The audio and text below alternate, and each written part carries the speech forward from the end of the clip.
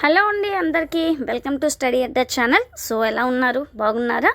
అయితే మనం ఈ ఛానల్ ద్వారా ఎప్పట్లాగే కరెంట్ అఫైర్స్ అనాలిసిస్ అయితే ఎలా చేస్తున్నామో ఇవాళ కూడా అలాగే మనం కరెంట్ అఫైర్స్ అనాలిసిస్ అయితే చేద్దామండి.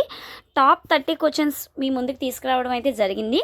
అయితే ఎవరైతే విద్యార్థులు ఎస్ఎస్సి అలాగే ఆర్ఆర్బి అలాగే స్టేట్ సంబంధిత పరీక్షలకి ప్రిపేర్ అవుతున్నారో వాళ్ళందరికీ కూడా ఇది ఉపయోగపడుతుందండి.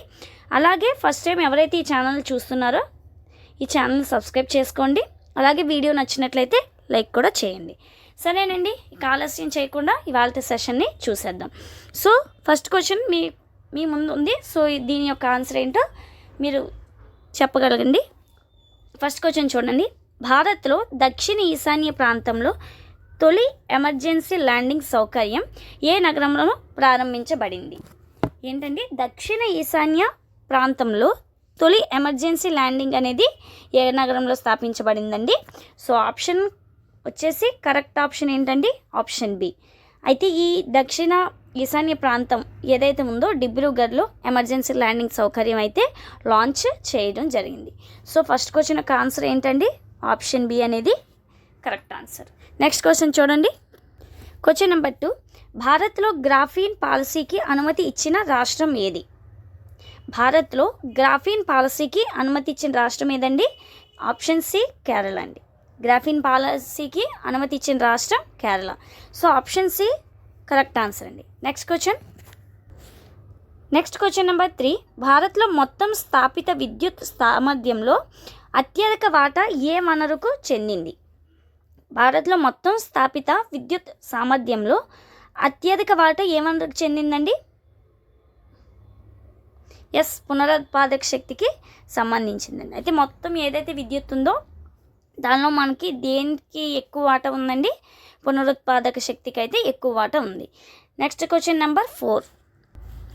నెక్స్ట్ క్వశ్చన్ చూడండి.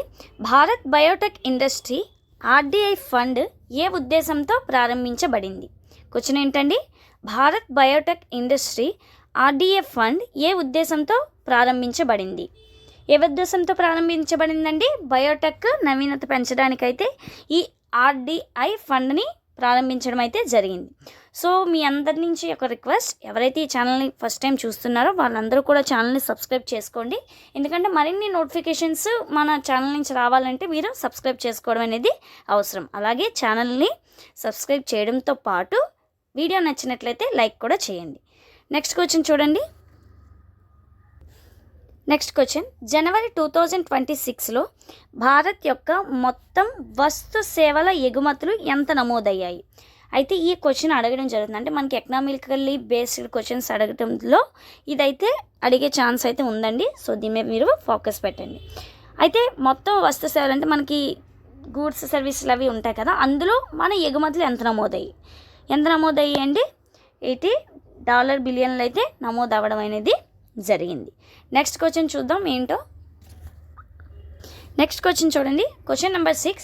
2026 వింటర్ ఒలింపిక్స్ ఏంటండి? 2026 వింటర్ ఒలింపిక్స్ ఎక్కడ నిర్వహించబడుతున్నాయండి? మన మిలాన్ కోర్టినాలో ఈ వింటర్ ఒలింపిక్స్ అనేవి నిర్వహించడం జరుగుతుంది. సో మనకి ఎక్కడ జరిగాయని క్వశ్చన్ రావడం జరుగుతుంది. సో మిలాన్ కోర్టినా గుర్తుపెట్టుకోండి. అలాగే ఎప్పుడు అని కూడా అడిగే ఛాన్స్ ఉంది. సో 2026. నెక్స్ట్ క్వశ్చన్ చూద్దాం. Question number 7. 2026 వింటర్ ఒలింపిక్స్ ముగింపు తేదీ ఏది?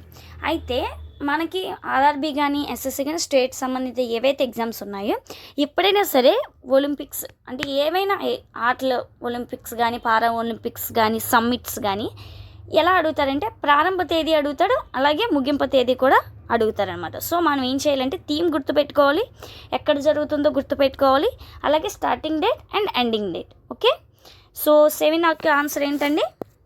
ఎస్, అబ్సల్యూట్లీ 22 ఫిబ్రవరి అండి. ముగింపు తేదీ ఏంటి? 22 ఫిబ్రవరి గుర్తుపెట్టుకోండి.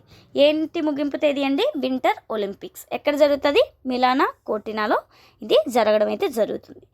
నెక్స్ట్ క్వశ్చన్ చూద్దాం. నెక్స్ట్ క్వశ్చన్ చూడండి. 62వ మ్యూనిక్ సెక్యూరిటీ కాన్ఫరెన్స్ ఏంటండి? Munich security conference. దీన్నే ఎంసీ అని కూడా అంటారు, ఎంసీ కాన్ఫరెన్స్ అని కూడా అంటారు. ఏ దేశంలో జరుగుతుంది? ఎస్, అబ్సల్యూట్లీ అండి, జర్మనీలో అయితే ఈ మ్యూనిక్ సెక్యూరిటీ కాన్ఫరెన్స్ అనేది జరుగుతుంది. అయితే దీని నుంచి ఎలాంటి ప్రశ్న అడుగుతాడంటే ఎన్నవది అని అడిగినప్పుడు మనకు ఆన్సర్ ఏమి రావాలి? 62. ఇదొక క్వశ్చన్ అడుగుతాడు. ఎక్కడ జరుగుతుంది అనేసి అడిగితే మనం జర్మనీ అని ఆన్సర్ పెట్టడానికి రెడీగా ఉండాలి. ఓకే అండి, నెక్స్ట్ క్వశ్చన్ చూద్దాం. Next question number 9. R&D వ్యయంలో చైనా ఏ దేశాన్ని వెనక్కి నెట్టి అగ్రస్థానానికి చేరుకుంది? క్వశ్చన్ ఏంటండి, మరొకసారి చూద్దాం. R&D వ్యయంలో చైనా ఏ దేశాన్ని వెనక్కి నెట్టి అగ్రస్థానానికి చేరుకుంది? సో 9కి ఆన్సర్ ఏంటండి? Yes, America.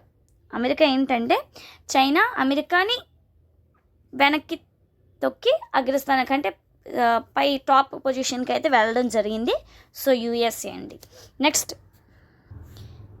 చూడండి, భారత్ మరియు సెషల్స్ కలిసి ఏ భాగస్వామ్యాన్ని ప్రారంభించాయి? ఎవరెవరండి? భారత్, సెషల్స్. దేన్ని ప్రారంభించాయండి? ఎస్, SCSEL జాయింట్ విజన్ అయితే ఇవి ప్రారంభించడం జరిగింది. ఎవరెవరండి? భారత్, సెషల్. ఏ భాగస్వామ్యం? SCSEL జాయింట్ విజన్ అయితే ప్రారంభించడం జరిగింది. సో 10 యొక్క answer option be absolutely correct answer అండి. నెక్స్ట్ క్వశ్చన్ చూద్దాం. అయితే ఫాస్ట్గా సిఏ అనాలిసిస్ అయితే చేద్దామండి, అంటే నెక్స్ట్ సబ్జెక్ట్ కూడా మీకు ఇవ్వాలి కాబట్టి. ఫిబ్రవరిలో కమర్షియల్ LPG సిలిండర్ ధర ఎంత పెరిగింది? ఎంత పెరిగిందండి? 50 రూపాయలు అయితే పెరగడం జరిగింది. ఏంటి? LPG. సో గుర్తుపెట్టుకోండి. నెక్స్ట్ చూద్దాం. భారత్ ఏ దేశంతో USD 175 మిలియన్ ప్రత్యేక ఆర్థిక ప్యాకేజీ ప్రకటించింది? భారత్ ఏ దేశంతో USD 175 మిలియన్ ప్రత్యేక ఆర్థిక ప్యాకేజీ ప్రకటించింది? ఎస్, సెషల్స్ అండి. ఓకేనండి, సెషల్స్. సో భారత్ సెషల్తో కలిపి ఏ భాగస్వామ్యాన్ని ప్రారంభించిందండి? SCSEL భాగస్వామ్యాన్ని అయితే ప్రారంభించడం జరిగింది. సో ఇది కూడా గుర్తుపెట్టుకోండి. ఎంత అని కూడా అడుగుతాడు, గుర్తుపెట్టండి. ఎంత ఆర్థిక ప్యాకేజ్ అండి? 175 మిలియన్స్. గుర్తుపెట్టుకోండి. ఓకే అండి, నెక్స్ట్ క్వశ్చన్ చూద్దాం. Question number 13. భారత్లో లైసోసోమల్ డిజార్డర్స్ కోసం తొలి జాతీయ బయోట్యాంక్ ఏ నగరంలో ప్రారంభించబడింది? భారత్లో లైసోసోమల్ డిజార్డర్స్ కోసం తొలి జాతీయ బయోబ్యాంక్ ఏ నగరంలో ప్రారంభించబడింది? సో మన అహ్మదాబాద్లో అయితే తొలి జాతీయ బయోట్యాంక్ అయితే ప్రారంభించడం జరిగిందండి. అహ్మదాబాద్, గుజరాత్ అండి. ఓకే అండి, నెక్స్ట్ చూసేద్దాం. ప్రపంచంలో అత్యధిక R&D ఖర్చు చేస్తున్న దేశం ఏది? ప్రపంచంలో అత్యధిక R&D ఖర్చు చేస్తున్న దేశం ఏది? ఏదండి? చైనా. సో ప్రపంచంలోనే అన్నిటికంటే R&D ఖర్చు చేస్తున్న దేశం చైనా అండి. నెక్స్ట్ క్వశ్చన్ చూద్దాం. సో నెక్స్ట్ క్వశ్చన్ చూడండి. Question number 15. Very very important question అండి. ఇది బయోటెక్నాలజీ నుంచి మ్యాక్సిమం అడిగే ఛాన్సులు అయితే ఉన్నాయి. సో మీరు దీని మీద కాస్త ఫోకస్ అయితే పెట్టడం చేయండి.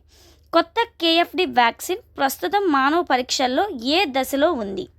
కొత్త KFD వ్యాక్సిన్ ప్రస్తుతం మానవ పరీక్షలలో ఏ దశలో ఉందండి? అదైతే phase 1 దశలో అయితే ఉందండి. ఇది ఫస్ట్ అంటే పరీక్షించిన తర్వాత నెక్స్ట్ మార్కెట్లోకి దీన్ని ప్రొవైడ్ చేయడం అయితే జరుగుతుంది. సో ఇది phase 1లో అయితే ఉండడం జరుగుతుంది. నెక్స్ట్ క్వశ్చన్ చూద్దాం.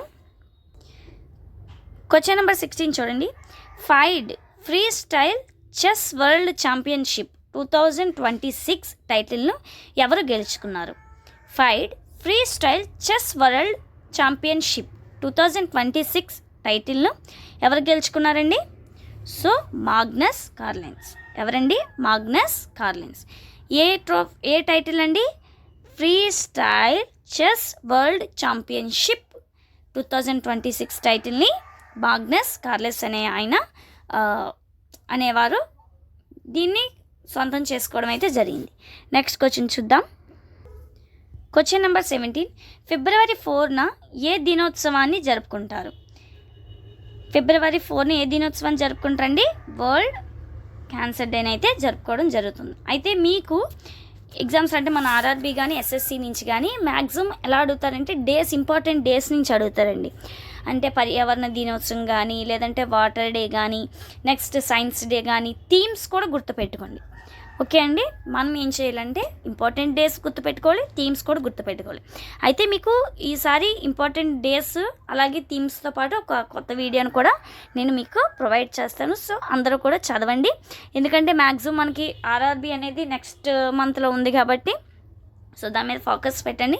అలాగే ఎస్ఎస్సి వాళ్ళు కూడా ఫోకస్ పెడుతుండండి. అంటే ఒకే రోజు ప్రిపరేషన్తో మనం ఏది రీచ్ అవ్వడం అయితే ఉండదు కదా, అది అందరికీ తెలిసిన విషయమే. సో రెగ్యులర్గా అన్ని టాపిక్స్ మీద కూడా మీరు ఫోకస్ పెట్టండి. అబ్సల్యూట్లీ ఒకానొక రోజు మీరు సక్సెస్ అయ్యే అవకాశం కూడా మీ అందరికీ వస్తుంది. మీ తల్లిదండ్రులందరికీ కూడా మా పిల్లవాడు లేదా మా అమ్మాయి ఈ స్థాయిలో చేరింది అని చెప్పుకునే రోజుని వాళ్ళకి మీరు ఖచ్చితంగా ఇవ్వాలండి. నేను కూడా మనస్ఫూర్తిగా ఆశిస్తాను మీరందరూ కూడా ఒక మంచి పొజిషన్లో ఉండాలని. సో నెక్స్ట్ క్వశ్చన్ అయితే చూద్దాం. నెక్స్ట్ చూడండి, ఫిబ్రవరి 11న ఏ దినోత్సవాన్ని జరుపుకుంటారు?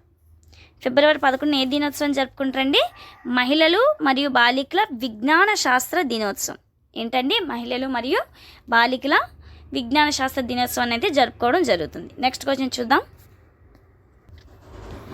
ఫిబ్రవరి 28న ఏ జాతీయ దినోత్సవాన్ని జరుపుకుంటారు? ఎప్పుడండి? మన ఫిబ్రవరి 28. ఎస్ అండి, జాతీయ విజ్ఞాన శాస్త్ర దినోత్సవాన్ని అయితే జరుపుకోవడం జరుగుతుంది. నెక్స్ట్ చూద్దాం. అయితే మీ అందరి సపోర్ట్ కూడా నాకు ఇవ్వాలి. మీరంతా కూడా ఒక లైక్ అండ్ షేర్తో చేయండి. ఎంతవరకు మీ ఫ్రెండ్స్ అందరికీ కూడా షేర్ చేయగలిగితే షేర్ చేయండి. ఎందుకంటే మనకి డ్రాబ్యాక్ ఏంటంటే తెలుగు స్టూడెంట్స్కి అంటే ఇతర స్టేట్స్తో పోలిస్తే మన తెలుగు స్టూడెంట్స్కి సోర్సెస్ తక్కువ. అంటే మనకి సపోర్ట్ చేసే వాళ్ళు ఉండరు, సరైన గైడెన్స్ ఇచ్చే వాళ్ళు ఉండరు. సో మనం కరెంట్ అఫైర్స్లో వీక్ అయ్యే అవకాశం ఉంటుంది. స్టేట్స్ సంబంధించినవన్నీ కూడా మనం న్యూస్ పేపర్స్లో చూస్తూ ఉంటాం, కానీ సెంట్రల్ సంబంధించిన కానీ త్రూ అవుట్ కంట్రీకి సంబంధించినవి కానీ చేయడం కాస్త మనకి సోర్సెస్ అనేవి తక్కువగా ఉంటాయి. సో అలాంటి ఏమి ఇబ్బంది కలగకూడదని మన తెలుగు స్టూడెంట్స్ కోసం నేను ఈ విధంగా వీడియోస్ అప్లోడ్ చేయడం అయితే జరుగుతుంది. సో ఇంత కష్టపడుతున్నందుకు మీరు మాకు సపోర్ట్ చేయండి. ఓకే అండి. సో నెక్స్ట్ చూద్దాం. ఫిబ్రవరి 2026 నాటికి భారత్ యొక్క మొత్తం విద్యుత్ సామర్థ్యం సుమారు ఎంతకు చేరుకుంది? ఫిబ్రవరి 2026 నాటికి భారత్ యొక్క మొత్తం విద్యుత్ సామర్థ్యం ఎంతకు చేరుకుందండి? అయితే 520 గిగావాట్లకి అయితే చేరుకోవడం జరిగింది భారత్ యొక్క మొత్తం విద్యుత్ సామర్థ్యం అనమాట. నెక్స్ట్ చూద్దాం. నెక్స్ట్ ఫిబ్రవరి ఎస్ అండి 500 గిగావాట్ 21 చూడండి. భారత్ $300 బిలియన్ల బయో ఎకానమీ లక్ష్యాన్ని ఏ సంవత్సరానికి నిర్ణయించింది? వెరీ వెరీ ఇంపార్టెంట్ అండి. ఎకనామిక్స్ నుంచి మనకి అంటే ఆ సెక్టర్ నుంచి అడిగే ప్రశ్నలో ఇదొకటి. ఈ బయో ఎకానమీ లక్ష్యాన్ని ఏ సంవత్సరానికి నిర్ణయించిందండి? వెరీ గుడ్, 2030కి అయితే దీన్ని నిర్ణయించడం జరిగింది, బయో ఎకానమీ లక్ష్యాన్ని. ఓకే అండి. నెక్స్ట్ చూద్దాం. నెక్స్ట్ క్వశ్చన్ చూద్దాం. Question number 22. కేరళ గ్రాఫీన్ విధానంలో పెట్టుబడి మొత్తం ఎంత? ఏ విధానంలో అండి? గ్రాఫీన్ విధానంలో పెట్టుబడి మొత్తం ఎంత అండి? ఎస్, 200 కోట్లు అయితే ఈ కేరళ అనేది దీనిపైన గ్రాఫీన్ విధానం పైన ఇన్వెస్ట్ చేయడం అయితే జరిగింది. నెక్స్ట్ చూద్దాం. నెక్స్ట్ క్వశ్చన్ చూడండి. Question number 23. ఫిబ్రవరి 2026లో ఏ రాష్ట్రం గ్రీన్ హైడ్రోజన్ మిషన్ కొత్త విధానాన్ని అమలు చేసింది? Very very very very important question అండి. సో ఖచ్చితంగా ఇది చదవవలసిన క్వశ్చన్, గుర్తుపెట్టుకోవాల్సిన క్వశ్చన్. గ్రీన్ హైడ్రోజన్ మిషన్ ఏ రాష్ట్రం అయితే లాంచ్ చేయడం జరిగిందండి మన ఫిబ్రవరి 23లో? ఎస్, గుజరాత్ అండి. ఏంటండి? Gujarat. Very very important question, గుర్తుపెట్టుకోండి.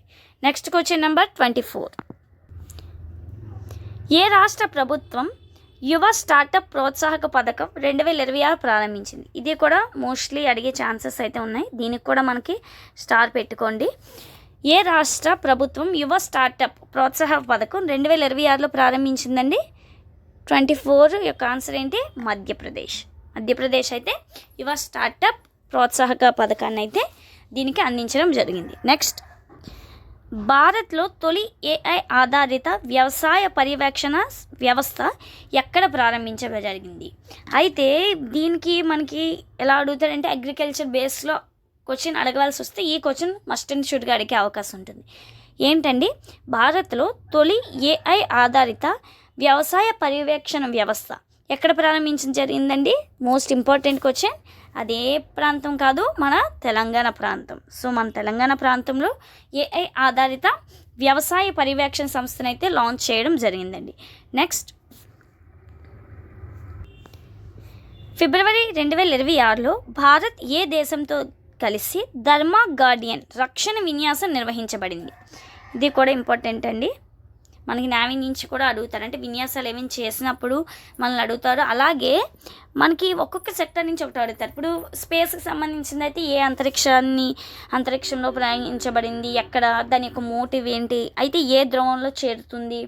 నెక్స్ట్, దాంట్లో ఉండే పార్ట్స్ కూడా ఒక్కొక్కసారి అడుగుతాడండి. అంటే ఎగ్జామ్ ఎప్పుడైనా టఫ్గా ఉంది అని అన్నట్టే మనకి దాని గురించి డెప్త్గా అడుగుతారు. ఇప్పుడు సుభాంశు శుక్లా గారు వెళ్ళారు, సో ఎక్కడ వెళ్ళారు, ఏ పొజిషన్, అంటే ఏ వైపు, అంటే ఏ దిక్కున ఫస్ట్ టైం ఆయన రీచ్ అయ్యారు, సో ఏంటి అసలు ఆ ప్రయోగం ద్వారా ఏం తెలుసుకోవాలనుకుంటున్నాం, ఈ విధంగా డెప్త్గా అడిగే ఛాన్సెస్ అయితే ఉంటాయి. అంటే ఎగ్జామ్ టఫ్ ఉంది అంటే ఇదే అడుగుతారు, ఇంతకు మించి అడిగే ఛాన్స్ అయితే ఉండదండి.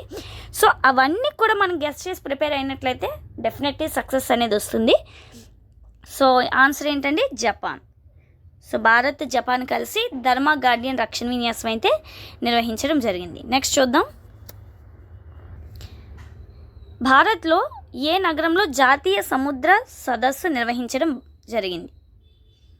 సో అదేం కాదండి, మన విశాఖపట్నం. సో ఆర్కే బీచ్ అంటారు కదా, సో అక్కడ మనకి విన్యాసాలు అవి కూడా చేయడం జరిగింది. విశాఖపట్నం అనేది మన ఏపీ రాష్ట్రానికి సంబంధించింది, గుర్తుపెట్టుకోండి. నెక్స్ట్ చూద్దాం, నెక్స్ట్ క్వశ్చన్ చూడండి. 2026 వింటర్ ఒలింపిక్స్లో మొత్తం ఎన్ని క్రీడలు ఉన్నాయి? ఇది కూడా ఇంపార్టెంటే. సో ఎన్ని ఉన్నాయండి? 16 క్రీడలు అయితే ఉన్నాయి. నెక్స్ట్ చూద్దాం, మ్యూనిక్ సెక్యూరిటీ కాన్ఫరెన్స్ 2026 ఏ నగరంలో నిర్వహించబడింది? ఏ నగరంలో నిర్వహించబడుతుందండి? మ్యూనిక్. ఓకే అండి, సో ఆప్షన్ బి సరైనది. నెక్స్ట్ క్వశ్చన్, ఇవాల్టి లాస్ట్ క్వశ్చన్ అండి. ఫిబ్రవరి 2026లో ఏ దేశం డిజిటల్ కరెన్సీ పైలట్ ప్రాజెక్ట్ని ప్రారంభించింది? ఇది కూడా ఇంపార్టెంట్ అండి. ఏ దేశం డిజిటల్ కరెన్సీ పైలట్ ప్రాజెక్ట్ని ప్రారంభించబడింది? ఏ దేశం అండి? Definitely Brazil. బ్రెజిల్ అయితే 2026 ఫిబ్రవరిలో డిజిటల్ కరెన్సీ పైలట్ ప్రాజెక్ట్ని అయితే ప్రారంభించడం జరిగింది. సో ఇదండి ఇవాల్టి సెషన్.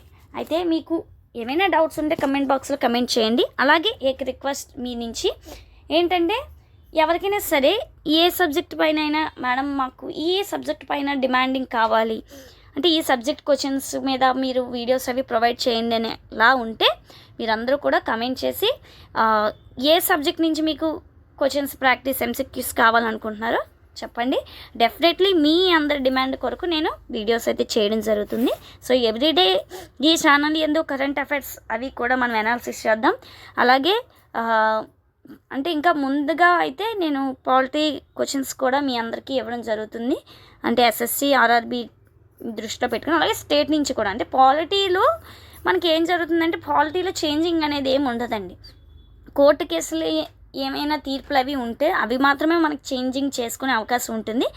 మిగతా అంతా సేమ్ టు సేమ్ అంత ఫ్యాక్చువల్ డేటా అయితే ఉంటుంది. సో పాలిటీని వీడియోస్ కూడా MCQs నేను చేయాలనుకుంటున్నాను. సో మీ అందరి సపోర్టు నాకు కావాలి. సో మరొక సరికొత్త సెషన్తో మీ ముందుకు రావడం అయితే జరుగుతుంది. Until then tata, bye bye. అలాగే ప్రిపరేషన్ మాత్రం వదలొద్దు, సీరియస్గా చేయండి. నెక్స్ట్ వీడియోలో కలుసుకుందాం. ఓకే అండి.